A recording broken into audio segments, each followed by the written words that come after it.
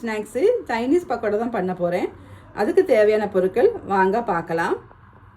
Cabbage, chilli powder, food colour, cornflour, maida மாவு, தேவையான salt. First நம்ம பக்கோடா பண்ணுறதுக்கு இன்க்ரீடியன்ஸ் எல்லாம் மிக்ஸ் பண்ண போகிறோம். Cabbage, chilli powder, food colour,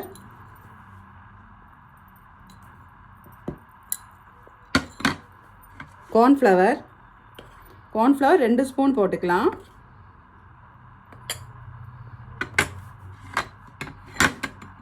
மைதா மாவு 3 ஸ்பூன் போட்டுக்கலாம்.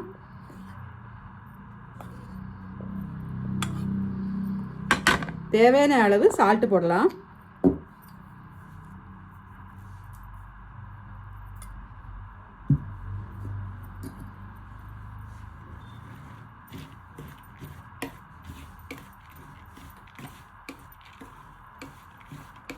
இப்போ கொஞ்சமாக தண்ணி விட்டுக்கலாம்.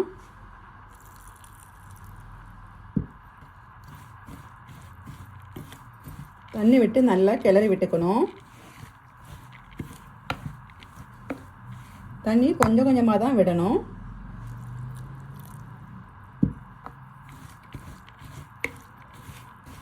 சைனீஸ் பக்கோடா பண்ணுறதுக்கு பேட்டர் ரெடி ஆகிடுச்சு. இதை ஒரு 1/2 அன் ஹவர் ஊற வைக்கணும். அதுக்குள்ளே நம்ம இதோட சட்னி எப்படி ரெடி பண்ணலான்னு வாங்க பார்க்கலாம். சட்னி பண்ணுறதுக்கு தேவையான இன்க்ரீடியன்ஸ் என்னெல்லாம் பார்க்கலாம் வாங்க.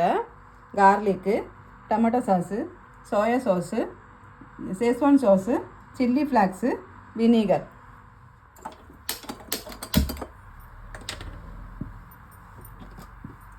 கொஞ்சமாக எண்ணெய் விட்டுக்கலாம்.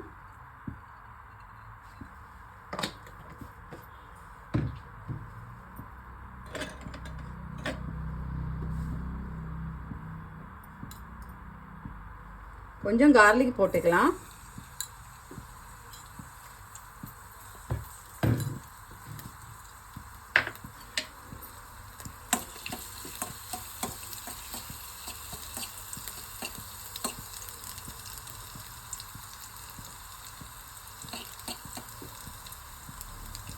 கார்லிக் லைட்டாக வசங்கினா போதும்.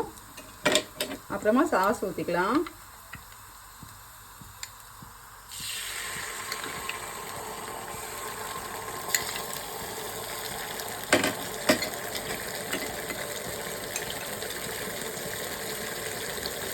சேஸ்வான் சாஸும் போட்டுக்கலாம்.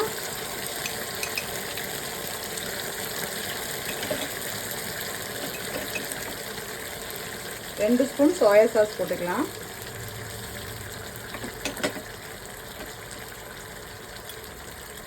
சில்லி ஃப்ளாக்ஸு 3 ஸ்பூன் போட்டுக்கலாம். கொஞ்சமாக கிண்டி விட்டுக்கணும்.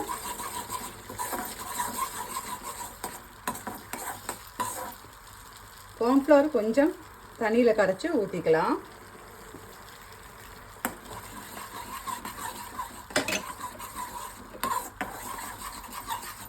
கொஞ்சமாக தண்ணி ஊற்றிக்கணும்.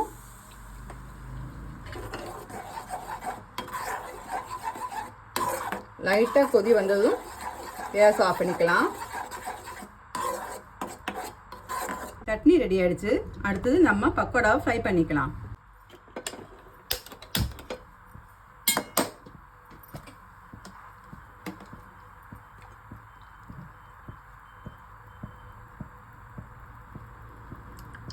நல்லா சூடாயிடுச்சு. இப்போ நம்ம பக்கோடா போடுவோம்.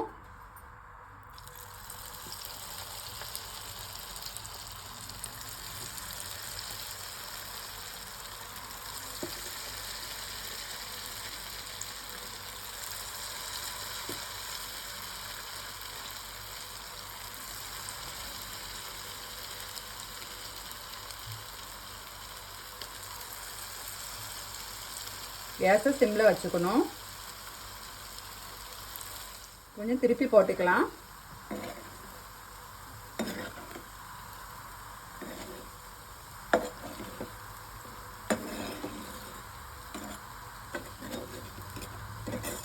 பக்கோடா ரெடி ஆயிடுச்சு. பாருங்க எவ்வளோ அழகா வந்திருக்கு. நீங்களும் உங்கள் வீட்டில் ட்ரை பண்ணி பாருங்கள்.